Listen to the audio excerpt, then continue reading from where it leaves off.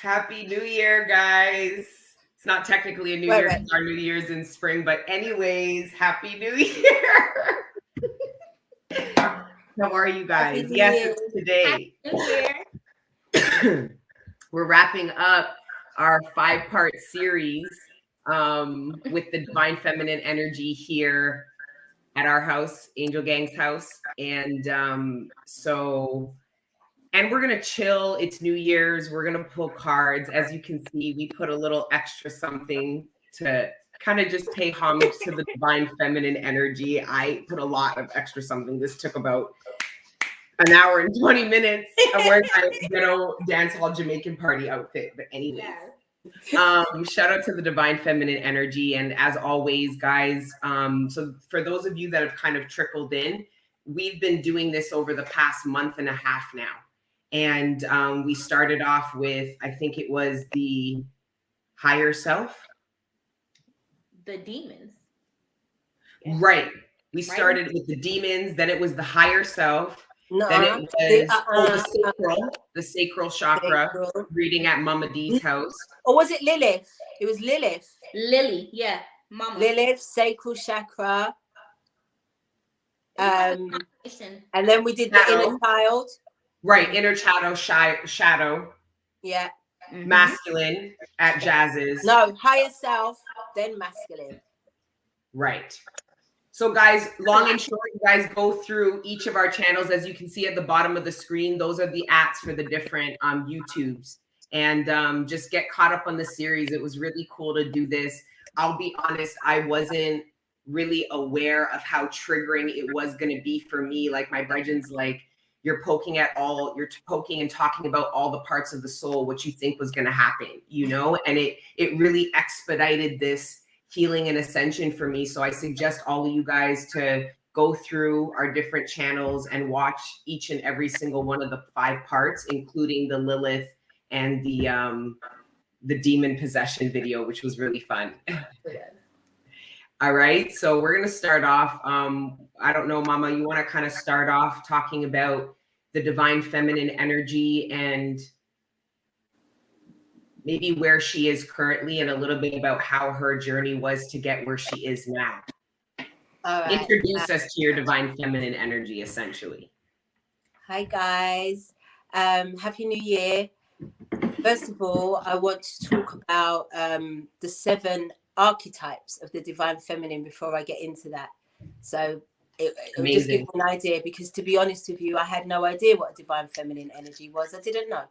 So this is the 7 archetypes, and then we take it from there. So the 7 archetypes are midwife, queen, activator, oracle, storyteller, visionary, priestess. So these are all the different archetypes of the Divine Feminine. And I guess that each of these archetypes have to have their own time to be cultivated and practiced and embodied. So I think that this is why there was so much confusion as to exactly what the Divine Feminine was. Who was it? What? It's not a who. It's not a who. It's this huge culmination of energies that can kind of touch you at any time. So I think my first experience of the Divine Feminine was when I first decided to train as a hairdresser. So I mean, it sounds crazy, because I feel like I raised my daughter as a masculine. She was my soldier. She was like my left, she was like my right hand, and she came everywhere with me. We did everything. She knew the hustle before she hit secondary school. Like, that's what she was on. So I feel like my real interaction with my Divine Feminine was when I started with the hairdressing, and I was realizing that for some reason I was feeling very heavy every time I came back from work. And this is when I got into taking these Epsom salt baths.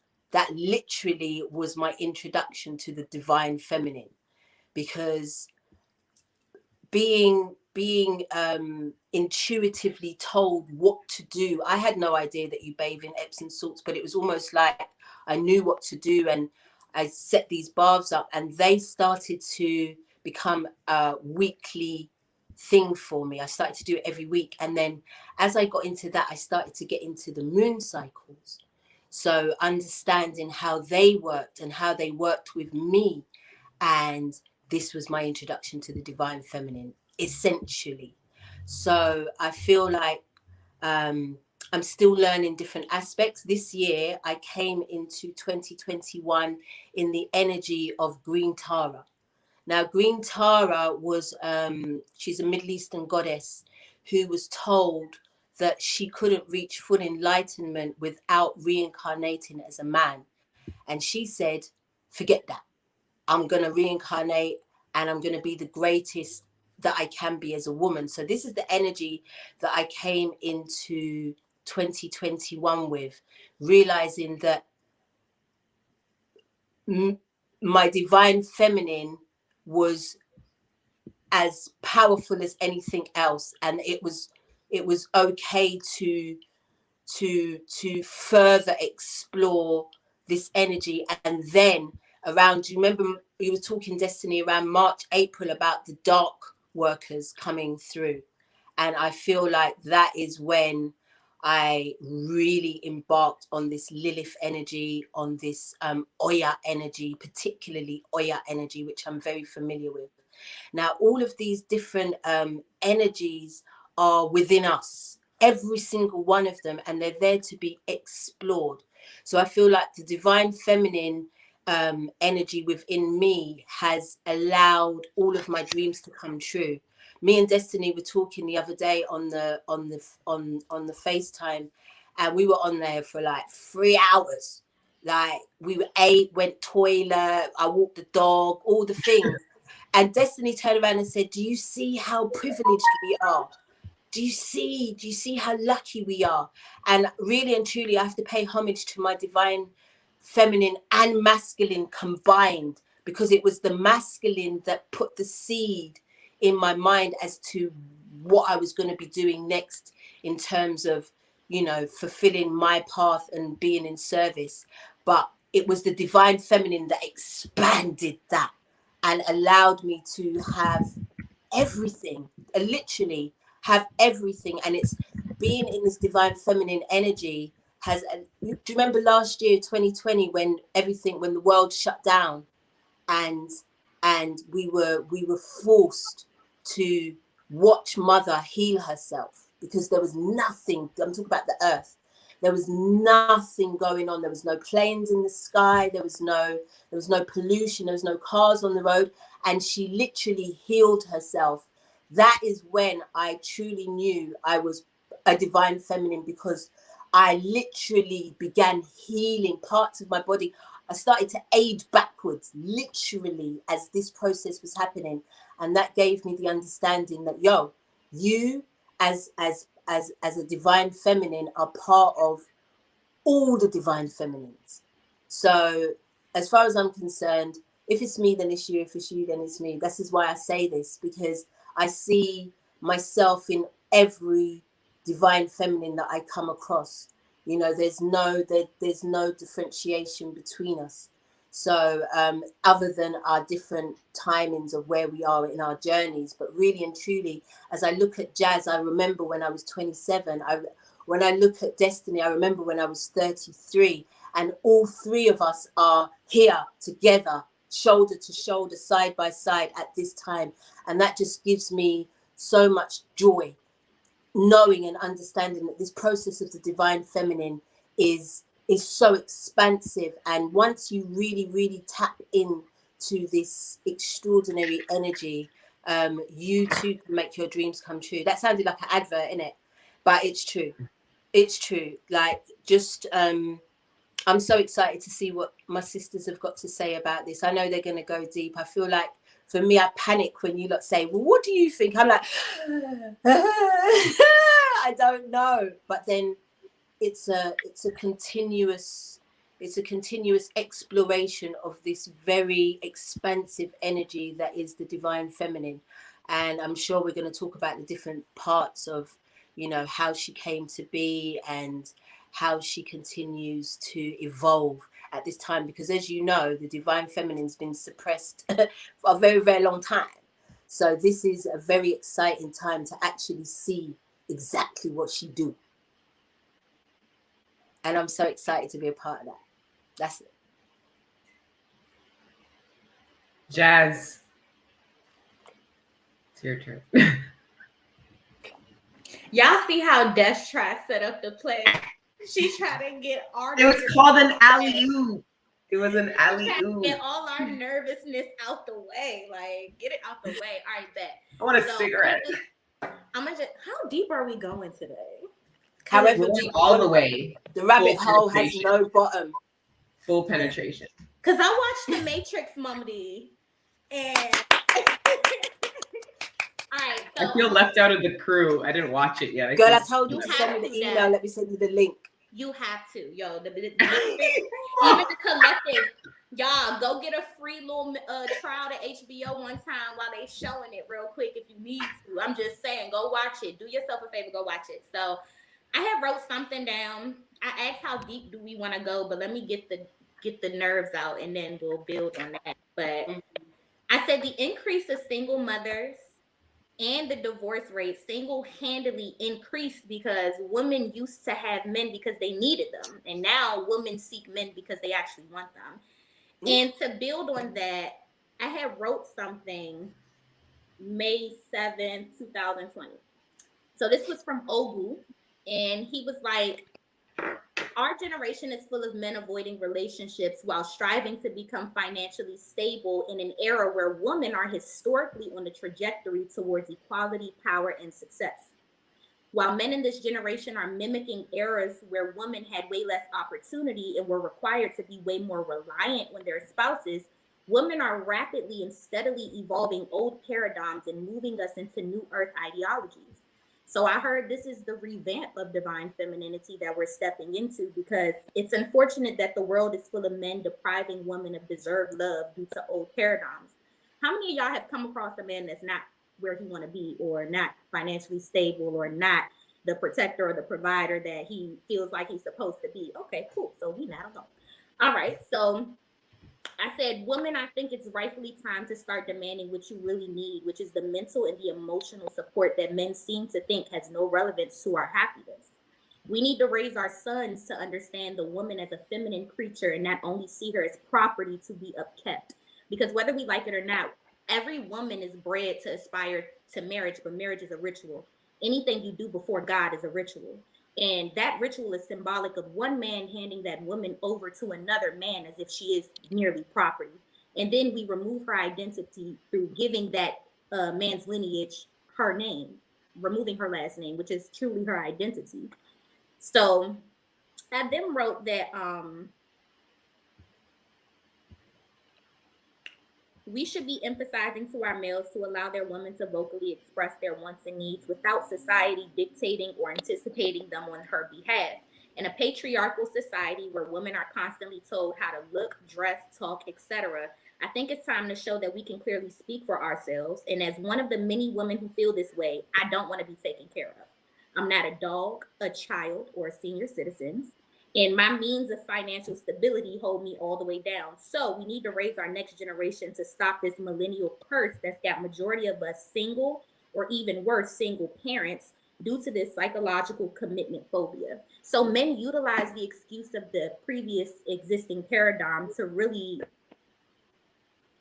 take away what you really want as a feminine energy. And I feel like as feminines, we're shifting that paradigm. Whereas before, a lot of our grandmothers stayed in relationships because they had to.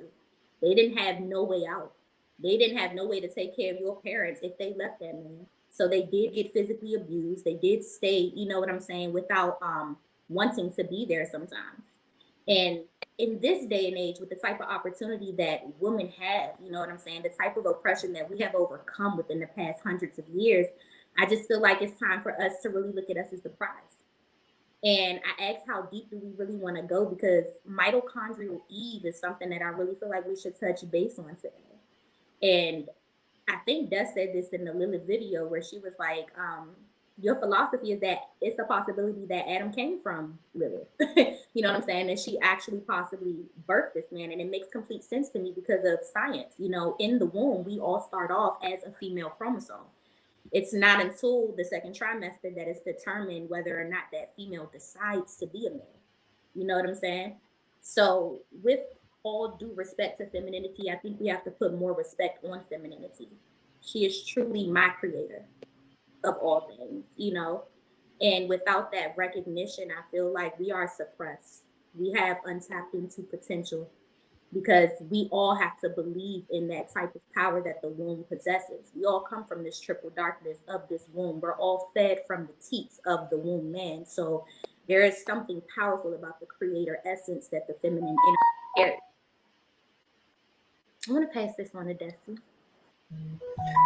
I don't know why I feel so nervous to talk about this energy. I think it's because it's something that I'm actively working on. And it has nothing to do with the makeup and the hair, guys. The feminine energy is like I had to start learning how to keep a plant alive because my feminine energy wanted a garden and I didn't know how to tend one. She's like, we'll learn. And the rest of my soul didn't see that necessary. And I've now honored the fact that it is. She's made my house into a home. I've had lots of apartments, but never has it felt like a home. And my divine feminine energy does that. But the healing, like you guys were saying, the healing, I feel like I wasn't really giving credit to my feminine energy and how she was. So I'm going to just share where I'm at. Okay. Because I'm not in a position to feel like I can talk about it in a way maybe I would have talked about the shadow or maybe the higher self.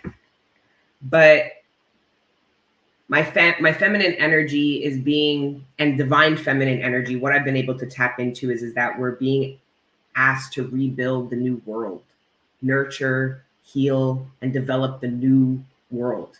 And I feel like feminine energy has been overlooked and not validated for so long. There's almost like me personally, this doubt in my feminine energy. And I'm really struggling to overcome that. And when I say doubt, I'm talking about my divine feminine energy really tried to love and nurture people and things, and it didn't work out. And there's this questioning my feminine's energy to be able to do that. But it's somehow tethered to my love expression. Like, I feel like, I don't know, I feel like she questions her ability to be able to love somebody truly and her love be affecting her, nurturing and love being able to heal and positively impact someone. And I don't really know why, but I'm struggling with my own feminine healing, and a lot of my resentment and anger is rooted in her, in the shadow aspects of my feminine energy. So there's a lot of healing that my feminine energy has gone out into the world offering to people, but wasn't giving to myself because there was parts of me that didn't value it. And that was how I lived out the patriarchy, where my masculine energy was the most important one because it paid bills and it worked and it made me money. What about my feminine energy? You know, and so when we talk about like union, guys, I really ask you to really look at that as an internal thing first. And anything you're being initiated to do, especially in romantic relationships externally, is just a reflection of internally your own masculine, your own feminine. I mean, fuck, it can happen even with the parent archetypes, but I'm struggling to come into union internally with my masculine and feminine energy. And it's actually my feminine energy that is pushing my masculine energy away. And I don't know, I'm just in a place where I find this hard to do because I'm actively trying to heal and reintegrate my feminine energy and validate her that her love is affecting. She can nurture and grow anything, whether people validated her or not, whether people saw her love as valuable or not. It is. And at least to anybody, to me, my feminine energy has kept me alive. Yes, my masculine energy has protected me, but my feminine energy has kept me alive, has made sure I ate, made sure I stayed clean when I didn't want to clean, made sure I ate when I didn't want to eat, make sure I was healthy when I didn't want to be, you know, and kept me actually physically alive. my masculine energy, how many times did my masculine energy have to actually defend me from something? Several times, but my feminine energy every single day had to keep me alive. And she did. And I'm grateful for her. And I'm just crying again. I'm just, these series affect me. This series affected me. I didn't realize I needed this healing. And I'll be honest, since last week, my feminine energy has been triggered because I knew I would have to speak on her and I didn't know how. So listening to you guys speak so eloquently about your feminine energy, it really is a testament to how much I have neglected and haven't validated her. I disagree. I feel like I am the. Of course, you disagree. No, I agree. Disagree to my feelings, Jack. I agree with you. I'm saying that I am the wounded feminine, like eloquently. Right. But what do you mean? Like I resonate with you in being the wounded feminine more so than anything else. I feel we relate with, especially with the pressure for our masculine energy to just. I feel we've always connected, especially with that. Absolutely. Toxic masculine energy. We live it up. Mama has it too, but she's more refined. She's more refined. Yep.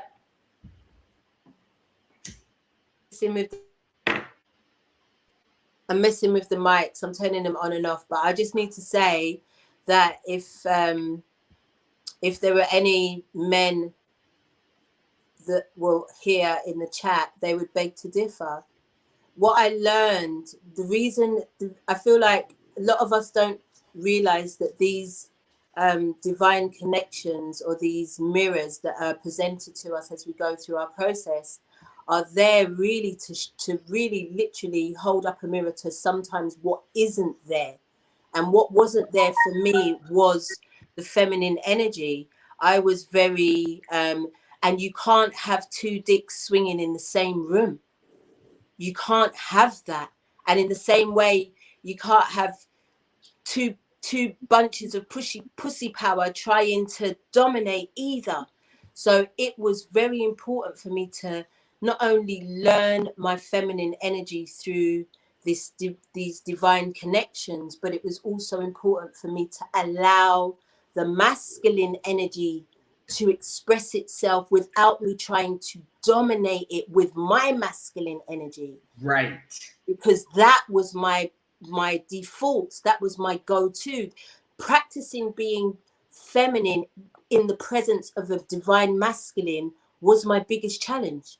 It was okay to practice that in front of my children, in front of my mother, in front of my friends, but in front of a divine masculine, it was very difficult for me, because not only was that divine masculine holding up my divine masculine energy in front of me, but he was also holding up the lack of divine feminine energy that I had within me. And that was my biggest acceleration into trying to balance into this feminine energy in so that I could resonate, so that I could be in the same space as a divine masculine. I just wanted to add that, like, a divine feminine will willingly submit to a masculine who is in the position to properly lead her. Because I did see a comment where a woman was like, you know, like just now you had pinned it. She was like, no, I want a man to provide for me. Vice versa. A divine masculine will willingly provide and protect for a woman who will naturally nurture and provide that peace for him. So there is something beautiful about the balance that's required for these energies to mesh and to integrate with one another. But as a wounded feminine who is still shadow working and going through the process, I resonate with both of these women and everything that they've stated thus far, and then some, you know, some more wounding that we all carrying right now in the womb. And that's why we can all resonate with one another, because if you got a womb or a sacral chakra, like Mama D said, that's where we're carrying and storing all of these things that we're talking about. But I definitely feel like it requires more than just money nowadays for a feminine to willingly submit to a masculine, because if you are a woman who can provide and for herself. You know what I'm saying? Right now, it's going to take a man who's willing to mentally stimulate you, intellectually, sapiosexually, a man that's willing to lead you, teach you, guide you, and show you the way. And I feel like that's why our paradigm is built different. We do have more women who are integrated in their masculine energy as single mothers. They're doing two jobs at one time. We do have more women who are filing for divorce, because the main reason why most people used to stay is because the man felt like, if I could provide, I didn't have to do nothing else.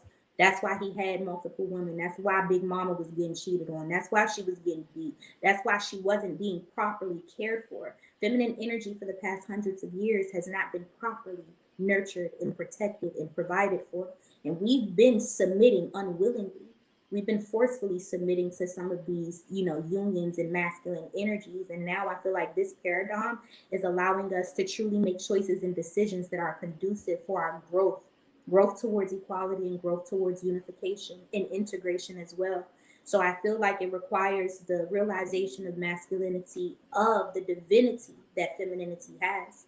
We've been robbed of our stories even being told, but yet we're told to pick up books like the Bible, the Quran, the Torah to seek enlightenment and healing and understanding. But our stories are not written in his story. That's the fucked up part about it.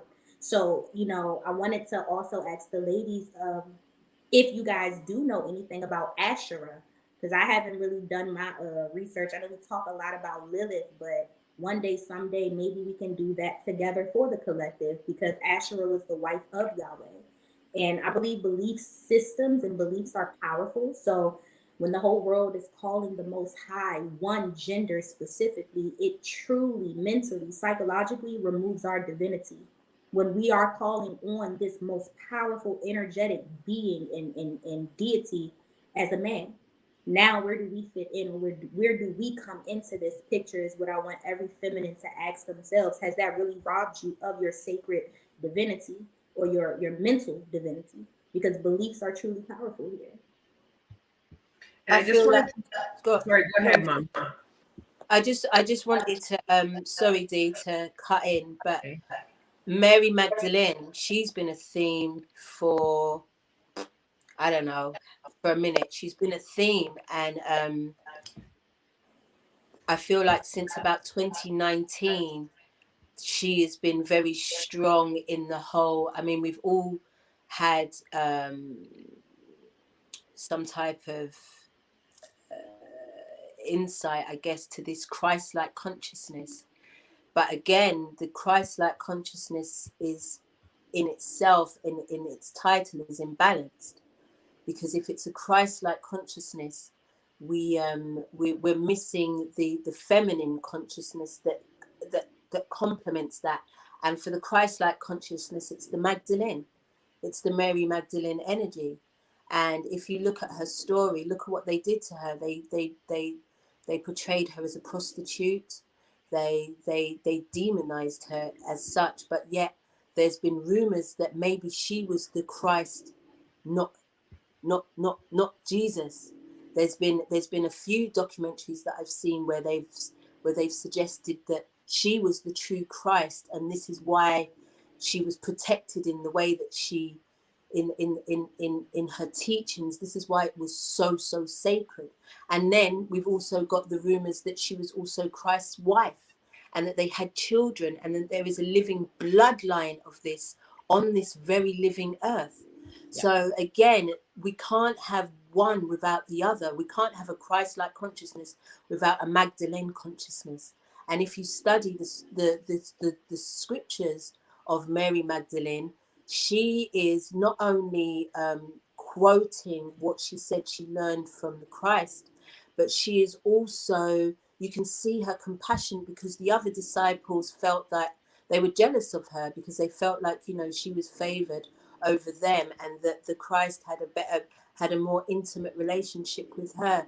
But you can hear her compassion when she's talking to her brothers. You can hear when she just embodies calm when she's talking to her brothers. Even when she watched, can you imagine watching someone resurrecting? Can you imagine? Like, she was cool and calm, and she was open. And this is why they say that Christ and the Magdalene was so close, because of her openness. But then could it have been that she was the teacher and not the Christ?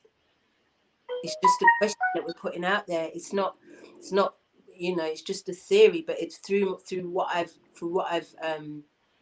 I've looked into and studied. It's a possibility. It's a possibility. Just on that, when you talk about Mary Magdalene being the teacher, it's funny because when I was channeling, I'm very like drawn to, you know, the whole baby Jesus, frankincense and myrrh thing. So I was always really drawn to that whole like story and where that could have even conceptualized from.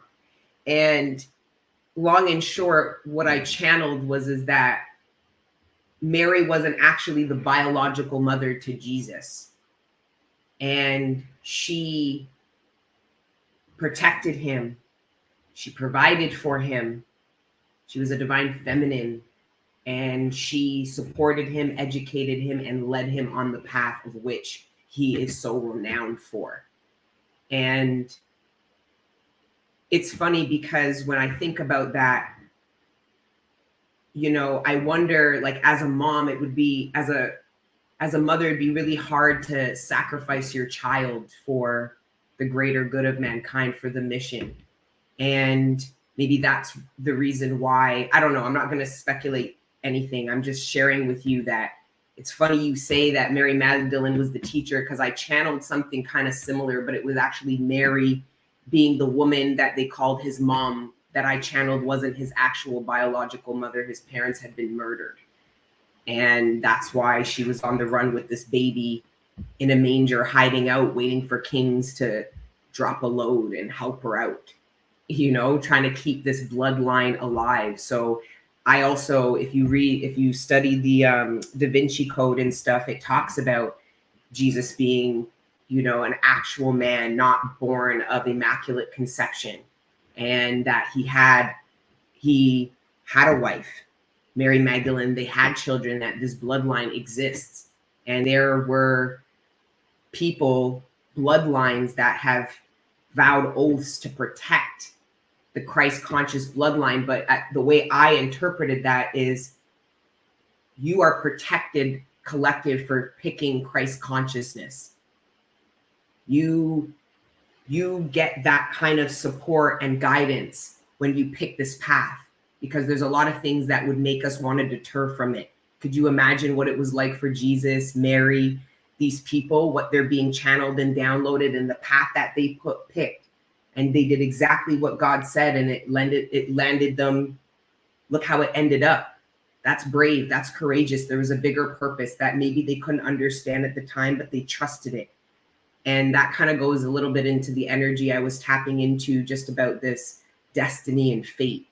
And I'm not going to go off because I don't want to get off topic from the divine feminine, but even though I already did. But anyways, sorry, guys.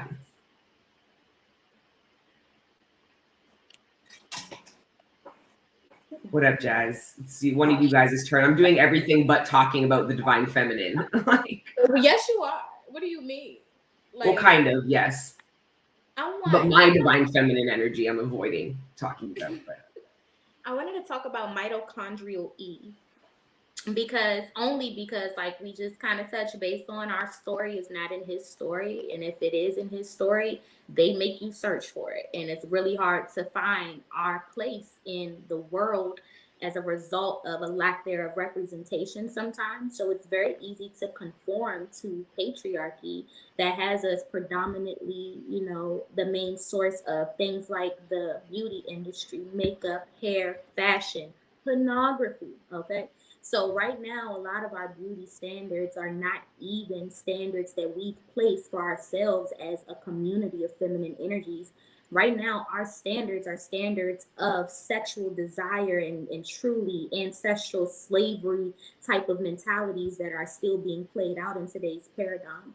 So I wanted to bring some type of highlight towards mitochondrial Eve, and that is the DNA strand that Aboriginal woman possess, that has the ability to literally create every human being, no matter what race, color, and gender that you see as we know it. And what that tells me ultimately is that we don't understand how powerful the womb and the woman actually is in our world and in which she serves to this world. I believe that she is truly the epitome of creation itself. And I believe that this world has gotten outside of her hands or outside of her paintbrush. And the more that, femininity actually realizes the type of manifestation power that she has, I think that we start to utilize our paintbrush, maybe find it again, and you'll start to see more of her essence embodied within the world. Because every single last thing that you see would not be here without the feminine energy being the creator and the portal that she is. The oldest human remains was called Lucy, and she was discovered on the motherland. And it truly predates any religion that anybody on this lab is watching, period. You know what I'm saying? That shows that human beings have been here since the beginning of time. And if we all have a belly button, that means that we all came from triple darkness of a womb. And right now, I just feel like the best thing that feminine energy can do for thyself in these new earth energies and these new paradigms is put some respect on thyself. And I think what that's ultimately going to do is make feminine energies stop competing with one another, realize the prize that we truly are, find that sorority that requires logic over emotion for us to be able to find camaraderie, sisterhood, sorority.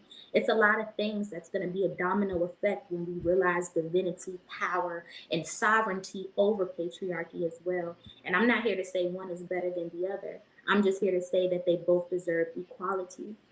That's it, and that's all. Right now, I see a bunch of feminine energies being bred from the day that they were born to seek a masculine energy, be protected and provided for masculinity. But where is your identity in that process? Who are you just becoming and discovering yourself as within that process? And then we find ourselves at the ages of 27 to 35 looking at the previous paradigm as if we need to catch up to something, as if we late to some type of party. Like, what if these are the years that we are now being required to establish ourselves the same way that masculinity does for himself? Instead of becoming somebody's property, instead of becoming somebody's wife, somebody's mother, who are you in this world? What did your spiritual contract come here to do? I truly feel like patriarchy makes us believe that the man is the prize. And even if he is, and even if you choose to perceive him as that, may you be on that same pedestal that you place him on. You know what I'm saying? Because it's truly about equality.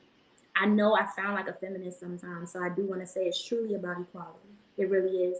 And the reason why I have to put the Black woman in my image of creation as the most high for thyself is because I don't want to believe that anything is more superior than me as long as I walk this earth. I want to have a strong belief in myself so that way there's no linear perspective that I'll ever place my entire human experience within. And I encourage everybody to make sure that the imagery of your most high should look like you, because it'll allow you to forever believe in yourself. You'll never put yourself in a box while you're down here. So the reason why the Black woman is my God is because I'm a Black woman. And as long as I'm co-creating down here on earth, then I need to believe in something that look like me and can shake and move like me. And I have to place that image of divinity in the image of myself because I was created perfectly, really. I feel like I'm rambling. It's beautiful. Mama D. So Terrence Jr., that's the funniest shit. Yeah, righty. That's the funniest shit. I mean, do you wanna flip it a little bit onto something else, but it's the same but different? Yeah, man, freestyling with it. You know what I mean? Like, so I just wanna address something. I feel like no one talks about it. Yeah, and I'm not politically correct because of my age. I was born in the 70s, so if I offend, it's not intentional, but I have to say it the way I say it. Yeah, but like, I have observed that typically non-female, and that's I mean, all right, let me just say what I need to say. Why does everybody who isn't a Black woman, not everybody, but when they mimic energies, of something else. Why do we pick to mimic the toxic black woman? And the toxic black masculine. And the both. toxic black masculine. Both. I'm just asking because I feel like not nobody, only me and my clients in the hairdressers talk about this shit. And just before you think I'm a gossip, like I'm not really. Like 70% of my clientele are from either they're from the LGBTQ community. That's a fact. Like I serve many, and and as well, my eldest daughter is also gay. So like, and I don't think I've ever told y'all that, but that's a thing. So, but she leans more on the masculine energy. Now, even I've had this discussion with my eldest daughter, and I'm like, why is it that y'all masculines as black women adopt the energy of a toxic black male, and gay men tend to adopt the energy of a toxic black female? And I was just wondering why nobody embodies the energy of a divine feminine or a divine masculine. That's not what's celebrated. That's not what's put on a pedestal. That's not what entertainment, mainstream media, and that's not what gets that attention. That's not how black men and black women get on there unless it's out of sports. And I think that a lot of the time we're asked to be politically correct in a lot of arenas, but nobody has really considered the feelings of the black woman out here. I just need to say this because if we're talking about feminine energy, as a black woman, I have to talk about some of the things that are not brought up for us. And this is one of the things that I find very offensive, that the energy that is taken on is of a very toxic black woman when choosing to take on a particular feminine energy from whichever gender we're talking about. And the same is said on the reverse. So I just want to be one of the first to say that this is something that we need to change. This is something that we need to change because it's breaking down the indigenous communities in such a way that they don't even know that it's happening. That we are adopting these energies. And you know, for the longest time, you know, my toxic feminine is called Shaniqua. Shaniqua was running the show, you know, she was our child, and she was getting the attention. But then now that I've balanced much more into my divine feminine energy, she's also getting just as much as attention as Shaniqua, let me tell you, but in a much more positive way, in a much more loving and compassionate way, in a way that reflects joy and peace and abundance. What are we doing out here, my people? We have to seriously think about what type of feminine energy we are projecting. Now, I'm from the hood and I'm proud of it. And I'm proud of all of the energy that comes with it. But that's not all that I am. And I want to make sure that as a black woman, if you're going to mimic me, can you please mimic all of the energies of me, not just one? Thank you. To build on that, that is truly why representation matters. Living in this world of patriarchy, maybe set our own standards, because I was just having a conversation with a gay male about this. Now, he was a black gay male, and we were talking about how white gay males can take the same type of cultural appropriation that's presented about black women, the hair flips and the yes bitch and all this other shit, that they would try to put us down in a negative connotation, derogatory type of way, say that we're ghetto, we're ratchet, we're unprofessional, we're all of this. But they could take that and it's the prime time. That shit is just like fucking Hollywood now. So if you are truly going to appropriate origins of feminine culture, which is truly embodying the black woman and all of her essence, a lot of femininity comes from that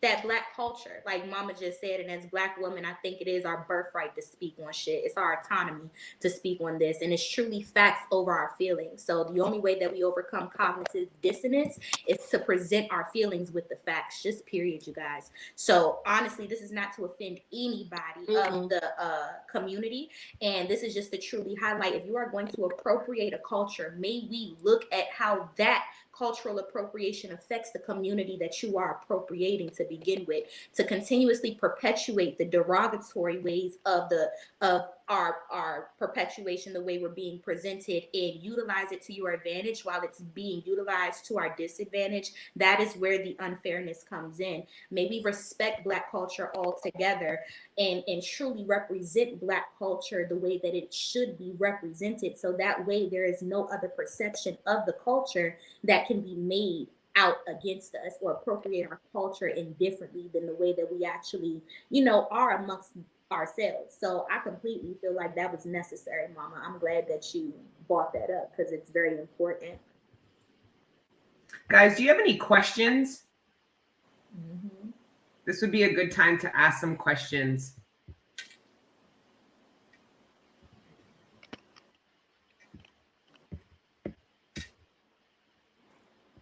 Hey, they started partying in London already.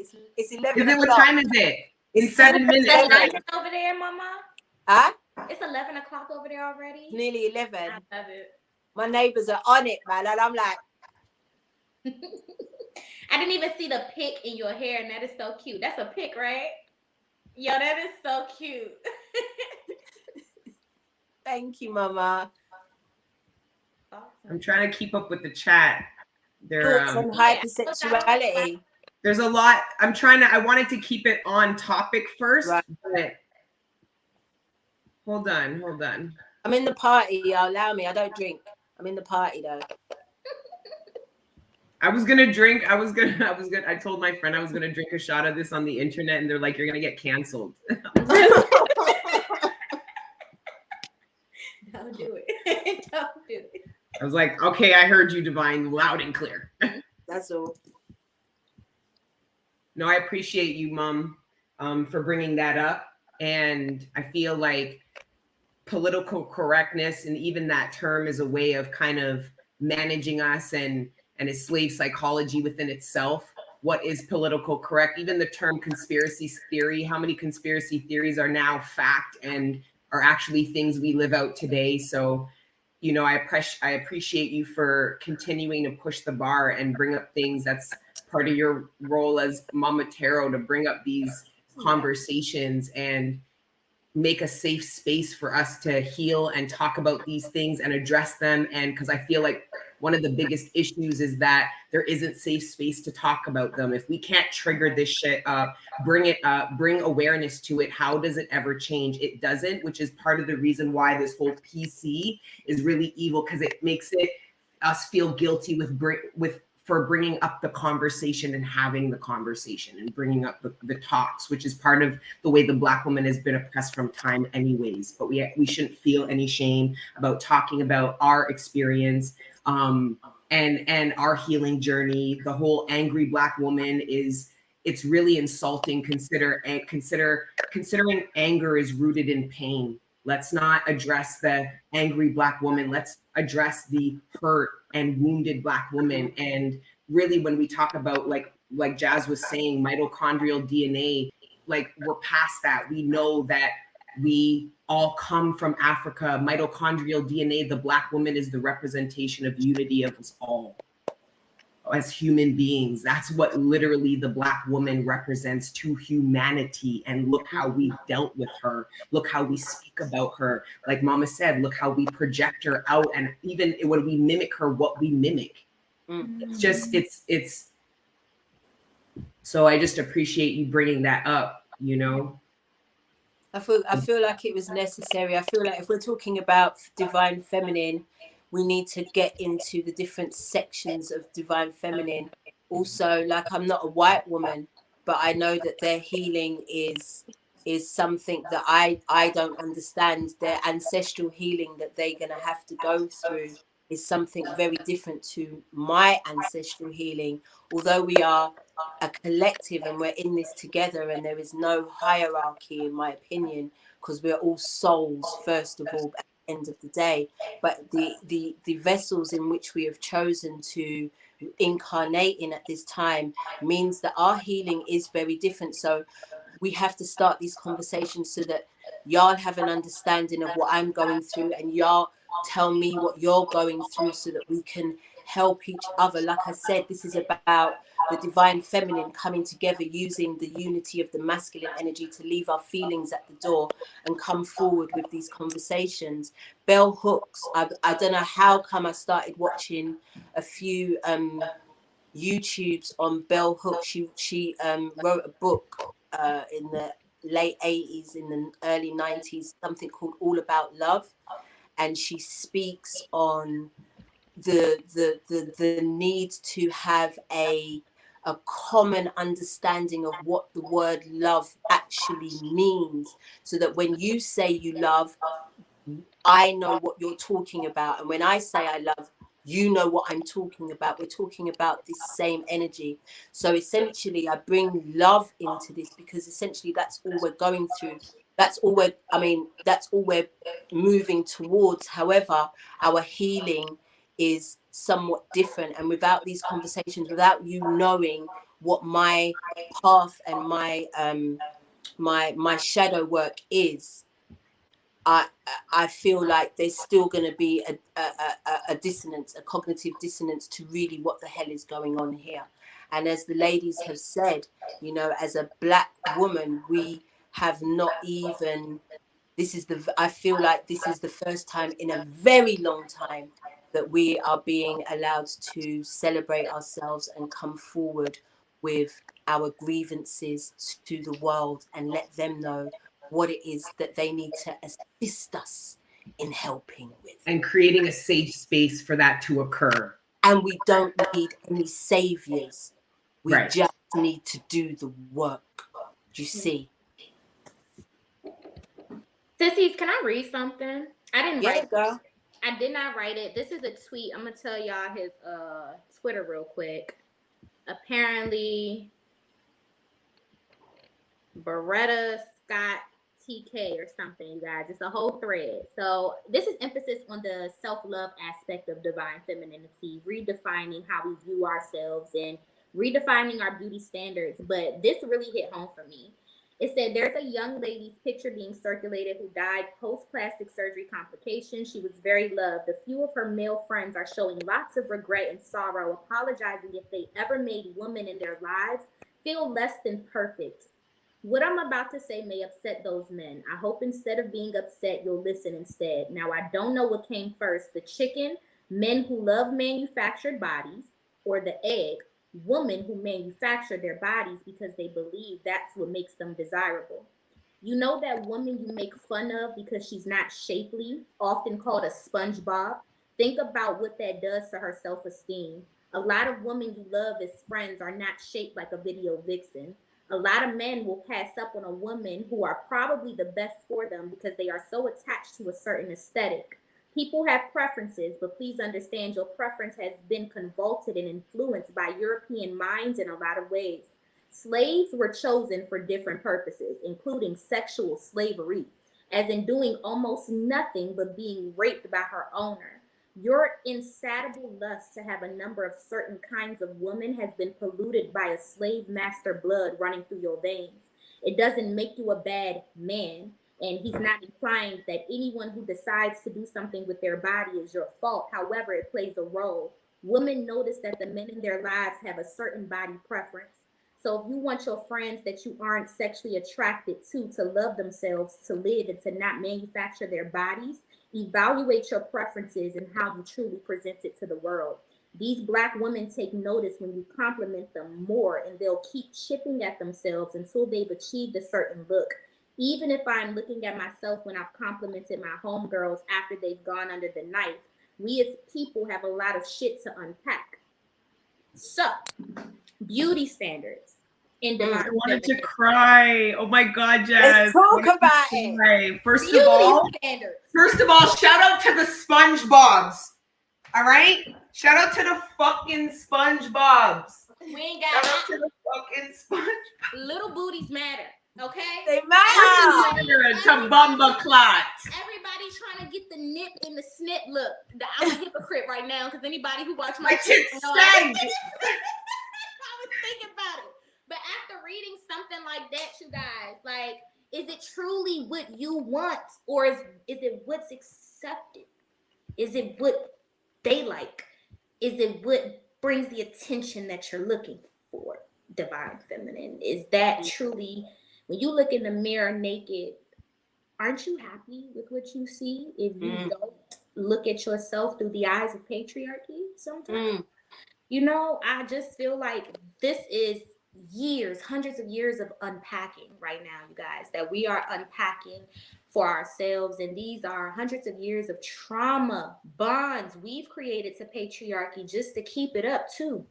We play a part in the reason why it's not shattered, is what we really do. So it's not just the masculine energies that can integrate femininity back into this planet. It is our obligation as well to begin to, you know, not play into some of the things that actually keep patriarchy the way that it is in today's day and age. I wanted to share that because when I read it, I wanted to cry too. How many people literally when your homegirl get off the table, it's like, ooh, bitch, you look good. You're literally telling her that she looks better than she did before after she enhanced her body.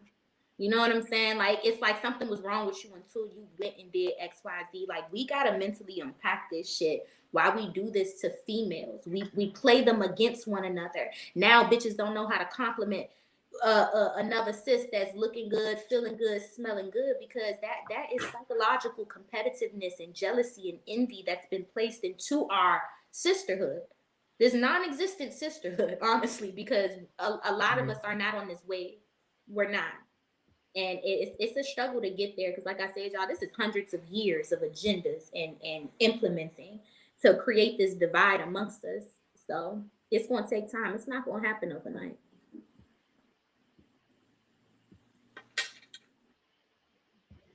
I've got this thing where I've been saying, like, all year, show me a goddess without a belly.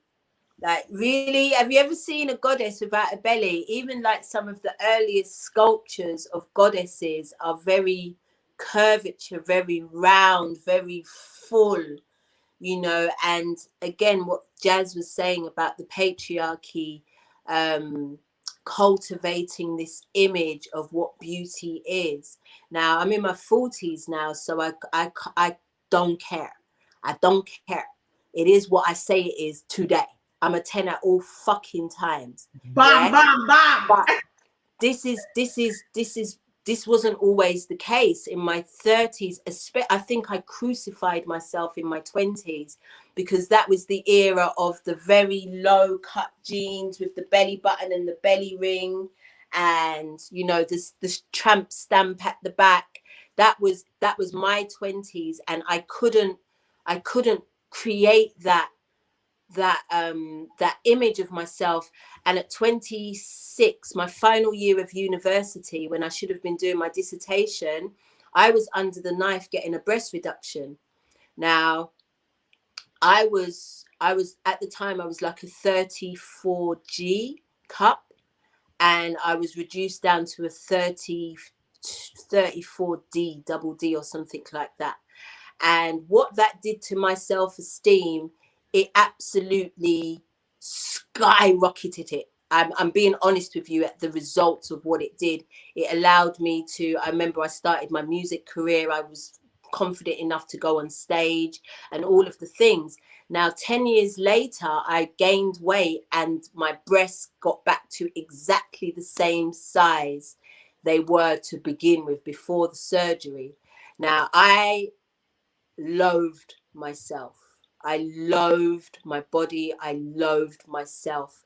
And then one day, like during this whole healing process, I think maybe in my very late 30s, 38, 39, early days, this was, yeah, I started to fake it until I made it. So I would take my clothes off. I would look in the mirror and I would say, I love you. I love you. You are beautiful. I love you. You are beautiful. I didn't believe it, but I kept saying it. I also used to say every day in the kitchen, I am slim. I am slim. Every time I went to go and get that chocolate or that piece of cake, because I was a comfort eater, every time I went to get it, I used to say, I am slim. I am slim. Now, my daughter went off to LA for a year and she came back, and for, I mean, I'm not shy, so I walk around the house naked, and she turned around and said to me, Mom, you're slim. I said, God damn, I am. I felt like I'd spoken myself into existence, and it wasn't about being slim. It was about being comfortable in my own skin. I'm not slim. I'm not big. I am beautiful no matter what my body decides to do. I'm about to put on weight because I'm about to do menopause sometime soon. I'm going to love that vessel when she's doing that. I'm going to love her when she's wrinkled. I'm going to love her no matter what stage she's going through, because why? I'm a 10 at all fucking times, bruv. Straight up. All times. And this is your mantras, my darlings. This is your mantras, my Divine Feminine collective out there. You are a 10 at all times. Do not let anybody dictate to you when you're fine and when you're not. Yes, you're going to have days where you don't feel fine. Through those days, you are a 10 at all times. You are a 10 at all times.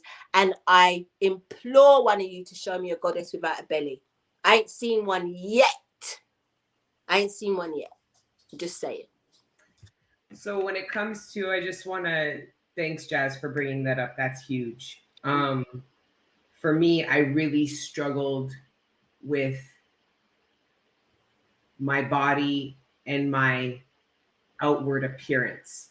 So I put a lot of pressure on being smart, and I didn't value my body. I didn't feel attractive, which was very much rooted a lot to do in some of the trauma I experienced when I was young. And I started to heal my image, physical image of self, when I started going within. It wasn't actually externally. I mean, I started working out and taking better care of myself, which helped a little bit. But I mean, it didn't stop me nitpicking myself. And it was either I was too small or too big. And it was just this unattainable goal. At this point, I didn't even know what I wanted to be. Like, what was I trying to attain? So as everything, I went in, and I started to feel very ashamed of how I was treating my body and how I spoke about it. And I started to see myself as being more attractive when I looked at my body as a machine, as a vessel that I was given, and how it served me in 33 years. Every time I fell, scraped my knee, injured myself, it heals itself back. All the times I worked and ran around with no food, barely any sleep, and it still functioned, and it still did the damn thing. My body always showed up for me. And then I saw it like where I was doing that work about our individuality and our uniqueness. And I was like, how can I not see the beauty? Like, God literally handcrafted us. The earth handcrafted us. And I'm trying to say something's wrong with me, or I'm not good enough, or again, trying to compare myself to a standard instead of basking in my uniqueness and my individual unique beauty, and being in the present and just appreciating myself from the inside out, even if it wasn't from the outside in. It was from the inside out. And now, whether I'm done up with makeup, whether I'm fit, thin, thick, it doesn't matter. I look at myself and I feel beautiful, but beauty means something different to me now as I've ascended. Beauty is really from within. And you know what a goddess looks like? The only way you can really, in my opinion, is identify a goddess is in the eyes. Because those are the only windows to the fucking soul. And that's where a goddess lives out essence. It's not an external thing. I don't care what you look like. I don't care if you're a bone rack. I don't care if you're tick. I don't care if you have hair down to your ass or you're dead ass bald. I don't care if you have a face beat or nah. Your goddess energy vibrates through your eyes and through your aura, your energetic field. Confidence. The goddess has confidence. Confident people turn heads. It's not pretty people. It's confident people and people with strong auras. And what really catches people, it's in the eyes, man. You think feminines, you think a way a man looks at that ass is crazy, and he just wait till he locks on to a goddess's eyes. Now all of a sudden he looks like he's in love, not in lust. It's a difference. It's here, feminines, and your authenticity lives here. So the more authentic you are, the deeper the pull in your eyes, because the more accessible and the deeper your soul becomes externally to you. So people can get lost in your eyes, no different than you can get lost staring at a fire. Anyways, I struggle with the body. I struggle with self-image. I even tried to live out based on how I looked, what the matrix said I should be. Well, you look like this and you're this, so this is what you have to be now. And this is the path for you. And it wasn't resonating with me. I'm sorry, it wasn't resonating with me. So I rebuked that. Nice. Yeah, I look pretty because I had to. The divine feminine, I let her live today. Like, I let her just put the bells, the whistles. I mean, I even got one of these fucking things. You got your ring light? She said, what are these? For Christmas. My mom gave it to me for Christmas. Yes, that's. You know what I mean? Like, I know we like an hour and 6 minutes in. But no, we're good. It's a holiday. So yeah. I wanted to also talk about, do I want to talk about this, y'all?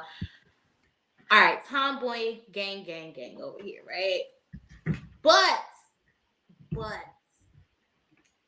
that actually is symbolic of my disconnect sometimes from my feminine energy, my Venusian energy, my ability to want to be beautiful, be made up, be dolled up and shit like that. I do feel like that is strongly associated with sexual trauma, y'all. And whether you realize it or not, there's two types of sexually traumatic individuals. The one that is more geared towards the sexual act and the one that completely strays away from the sexual act. And I remember in Divine Masculine's video, Mama D was talking about as she was growing up, her mom couldn't put her in no skirts and no dresses. She was straight up more comfortable in pants. And I feel like these are psychological barriers that we create to disconnect ourselves from the very thing that we thought hurt us in the first place.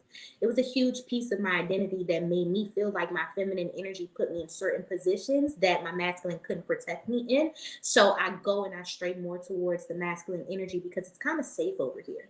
The feminine energy within me has been hurt in ways that I just feel like nobody could have saved me, and not even my damn self in certain times. And I do feel like that is something to be acknowledged.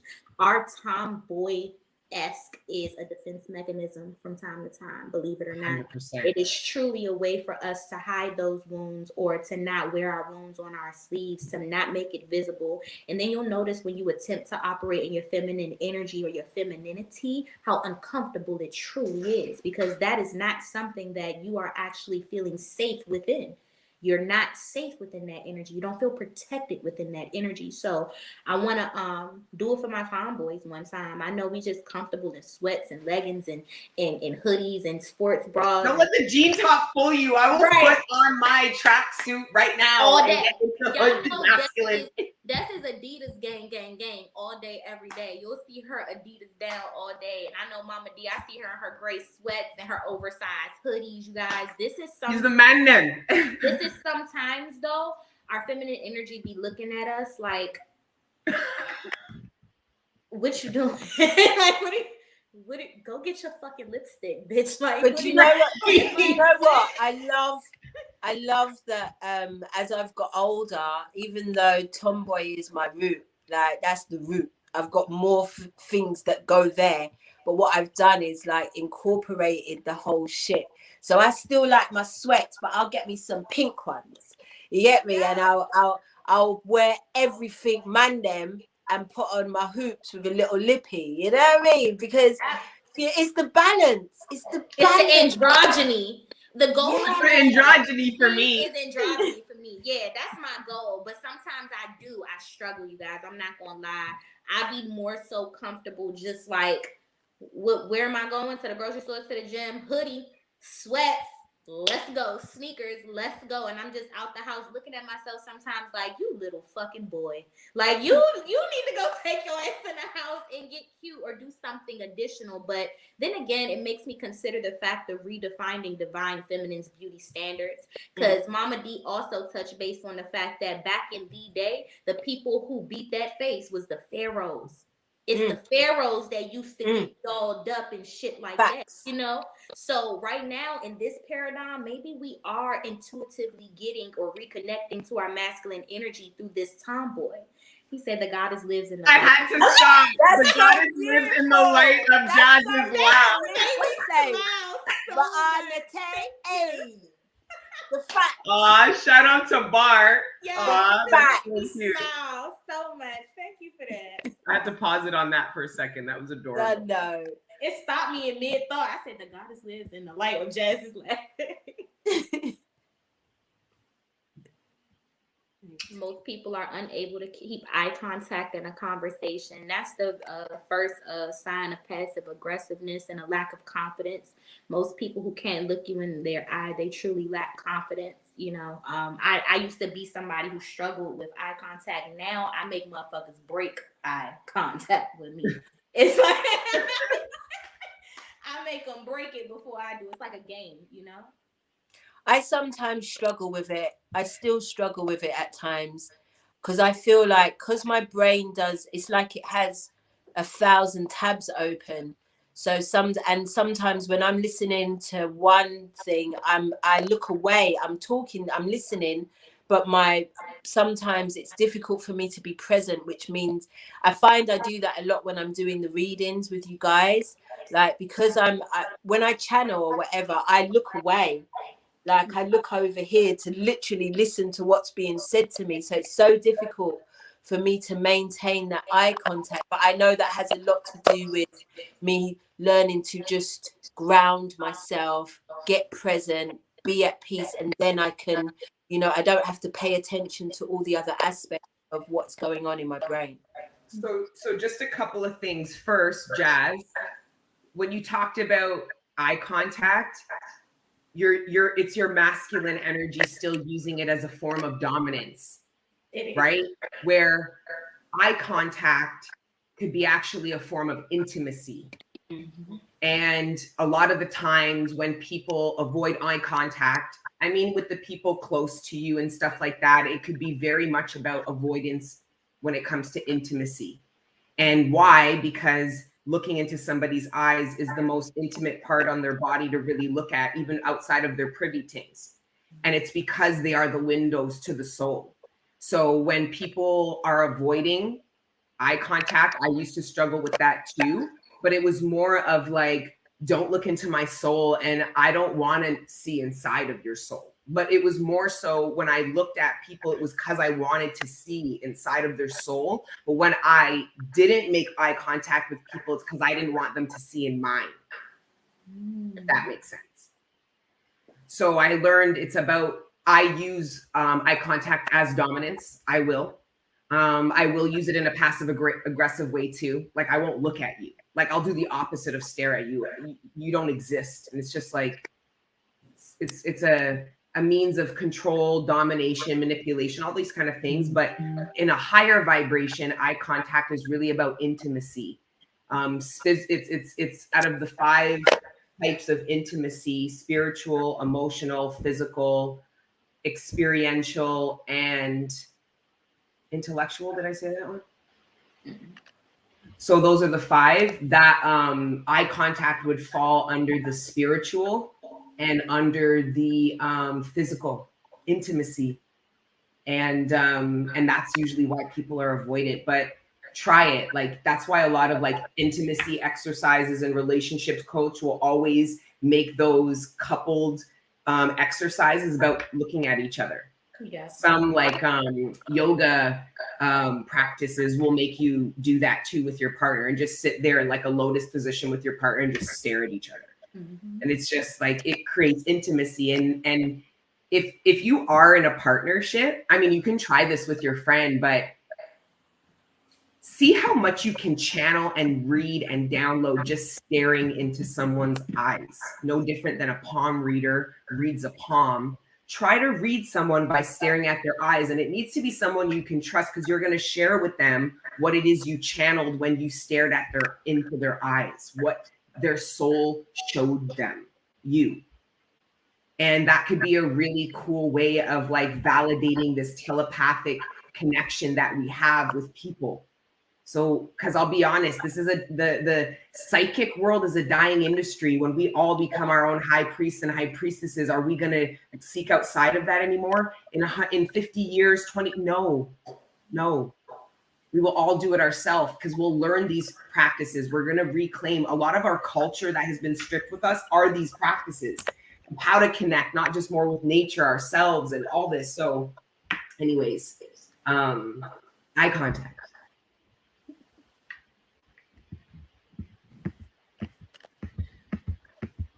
See, any more questions, guys? Or should we start pulling cards though and change the vibe? Or should we do a separate live? I'm doing D's vibe. Y'all want to come off of here and set up a New Year's Eve live? Yeah, I was thinking we do a separate one just so that for searching purposes, or we can stay on this one. It no matter. I wanted to pull a Mama D. I wanted to pull some love energies for New Year's Eve. I don't know why I feel guided. You read the love, and because you read the love energy for filth. I get triggered. I can't do it. I get triggered. I don't know why you say that, because whenever you do decide to do it, I'm like all in. I'm like listening, especially when you split it. When you split masculine and feminine energies, I don't know why you say that, Des, because I be all because in. The way I feel channeling these messages, they trigger me still a lot. Where before, like last year, I couldn't even mention twin flame union, nothing. Remember, there is no unions. Like, I've come a long way, you know? For real though, right? Forget that. I will never forget. No, but you should kick off. You should. We'll all tap into love, but Jass reads that for filth.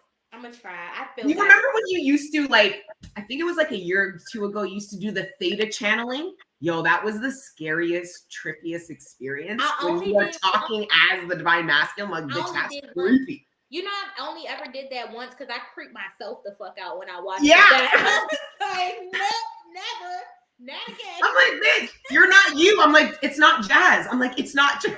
Nope. Be careful what you ask. That was sick. Ask and you shall receive. I said we're gonna channel the divine masculine. I'm gonna speak to y'all from him. I watched that shit back, and it was like asking you shall receive. Like, it was a straight up message from masculine energy. Period. Yeah, you do that. You can do that. Shit. We're gonna freestyle. We're gonna pull cards. I have these two.